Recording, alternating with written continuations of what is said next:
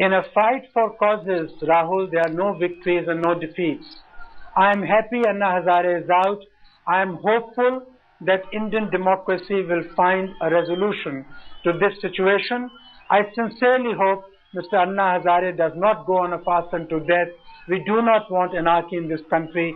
We need larger causes of the nation, like eradication of corruption, to be subserved through constitutional and legitimate means. I sincerely hope that wisdom would dawn on all, and in a spirit of cooperative venture, this country will be able to fight corruption. Thank you very much. Minister, one Rahul, final question. We are getting breaking news now. We are getting breaking news that Anna Hazare is refusing.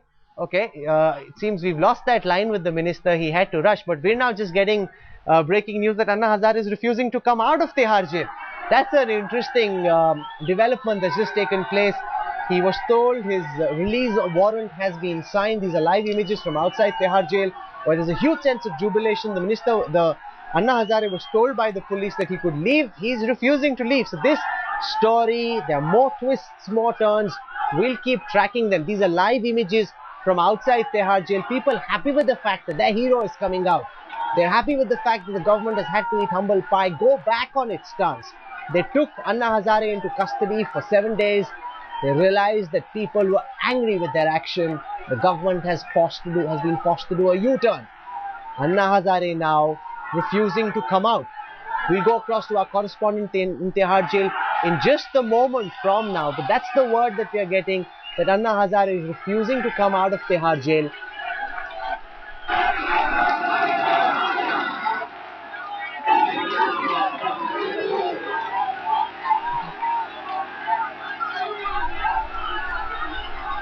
I'm not quite certain of what happens next because his release warrant has been signed. He is now free to go. This is a decision taken at the highest political level.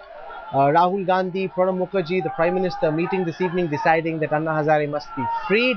He shouldn't be kept in preventive custody for 7 days, in judicial custody for 7 days. Now, Anna Hazare adding a new twist to the story. He's decided he's not going out of jail at all. We're going across in just a moment to our correspondents outside Tihar jail, but I want to bring into the discussion now Arun Jaitley, leader of the opposition in the Rajya Sabha. And Mr. Jaitley, the government's really saying that, they had no option this morning when they arrested Anna Hazare. There was no option. You had a situation where Anna Hazare was openly saying he would defy prohibitory orders. And this is unacceptable in a democracy. They say they had no option. They had to maintain law and order. Therefore, they had to arrest him. Do you buy that argument, Mr. Jaitley?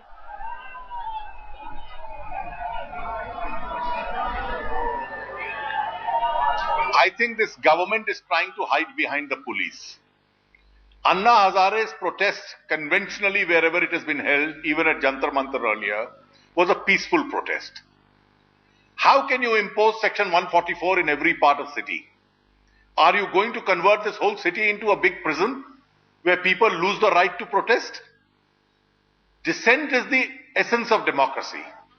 One doesn't have to agree or disagree with the views of Anna Hazare, but certainly his group is entitled to their views. And if they have their views, they are entitled to protest peacefully in support of their views. Are you going to create impossible conditions and say that we are effectively rendering otious or redundant your right to protest? This whole argument that the ministers of the government are giving, that we have imposed conditions.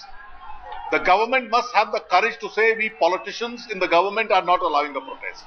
Why are they hiding behind the police and the police commissioner? Can the conditions of the protest be such that the conditions will now regulate how long the protest will last? They must regulate what should be the size of the protest. Is the Congress party willing to give an undertaking to this whole country that it will never have a protest of more than 5,000 people anywhere in the country?